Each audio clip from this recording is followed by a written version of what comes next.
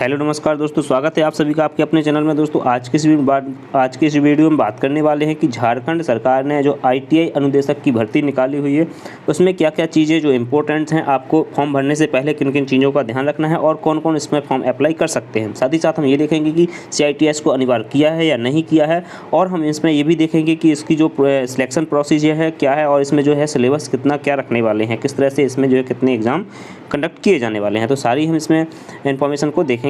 तो चलिए हम आगे बढ़ते हैं। तो सबसे पहले आपको मैंने यहाँ पर ओपन कर रखी है वेबसाइट jssc.nic.in। आपको वेबसाइट ओपन कर लेना है। आपको यहाँ पे सेक्शन मिलेगा नोटिस में आप जाएंगे तो यहाँ पर देखिएगा आपको एडवर्टाइजमेंट बाद आपको सेक्शन में जाना है। तो यहाँ पर आप देख पाएंगे जो advertisement of Jharkhand industrial instructing officers competitive examinations, जो आपको यहाँ पर देख सकते हैं। यहाँ पर ये आपको यहाँ पर क्लिक करना है तो आपका जो है नोटिफिकेशन डाउनलोड हो जाएगा, राइट।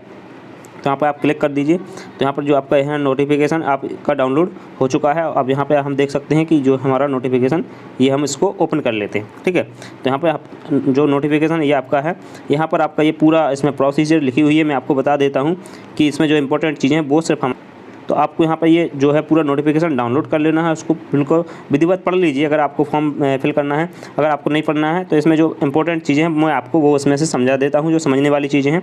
बाकी तो आप यहाँ पे देख लीजिए कि आपकी रिक्तियाँ दी गई हैं।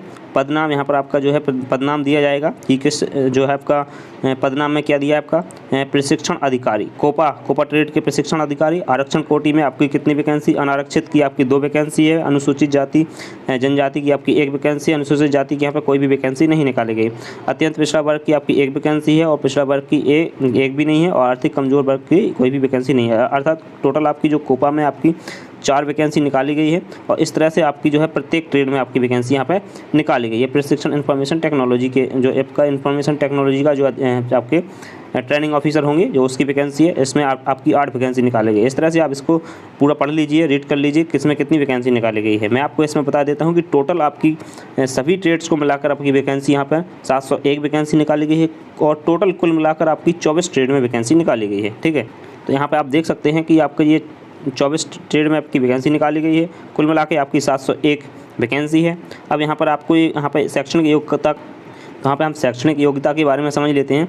शैक्षणिक योग्यता के बारे में यहाँ पर दिया गया है कि मैं यहाँ पे किसी एक का समझा देता हूँ, बाकी सभी एक जैसा है।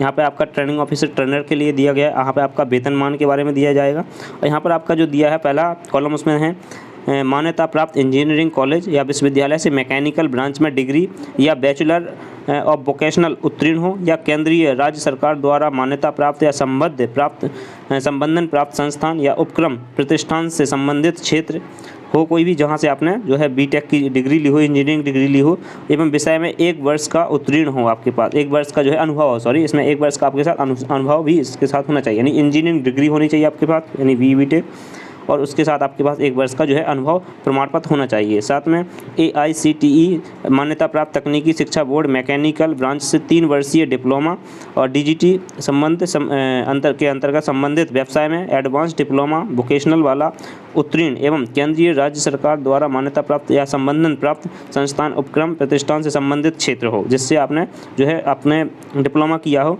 और विषय में 2 वर्ष या वर्षीय अनुभव हो, ठीक है। इसमें आपके पास 2 वर्ष का जो है अनुभव प्रमाण पत्र होना चाहिए।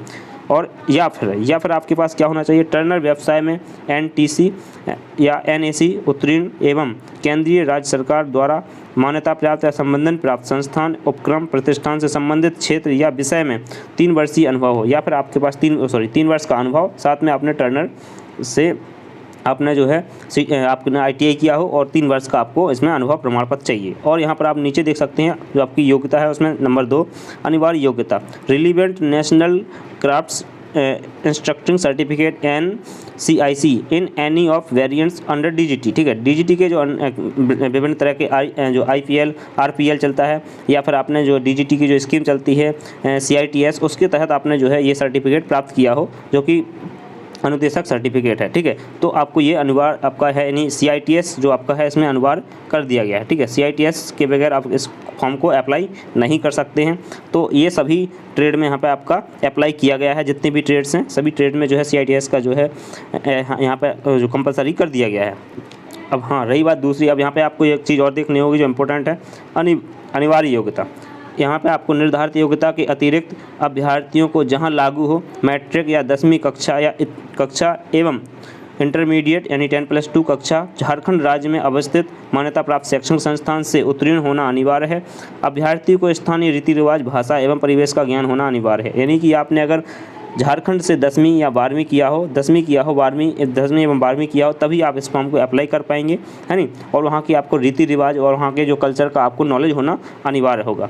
परंतु यदि कि झारखंड राज्य की आरक्षण नीति से आच्छादित अभ्यर्थियों के मामले में, यानी कि आप अगर आरक्षण के अधीन आते हैं और झारखंड राज्य में अवस्थित मान्यता प्राप्त शैक्षणिक संस्थान से मैट्रिक या 10वीं कक्षा उत्तीर्ण होने संबंधित प्रावधान शिथिल रहेगा। यानी कि अगर आप आरक्षण नीति के अंतर्गत आते हैं और आप किसी अन्य राज्य से आपने जो है 10th किया हो या 10th और 12th किया हो, आपने झारखंड से ना किया हो, तो उस मामले में आपको जो है छूट दी जाएगी। जो आपका ये वाला उसमें नियम है वो लागू नहीं होगा। तो अर्थात इसका मतलब ये हुआ कि झारखंड से जिसने 10वीं 12वीं किया हो, झारखंड का जिसको रीति रिवाज यानी वहाँ के कल्चर का जो है नॉलेज हो, वही लोग जो है इस फॉर्म को अप्लाई कर पाएंगे। अदरवाइज अन्य लोग इस फॉर्म को अप्लाई नहीं कर पाएंगे। जैसे अदर स्टेट्स के हैं और लोगों ने तो वहाँ से झारखंड से जो है 10वीं 12वीं नहीं किया होगा, तो वो लोग इस फॉर्म को अप्लाई नहीं कर पाएंगे। वो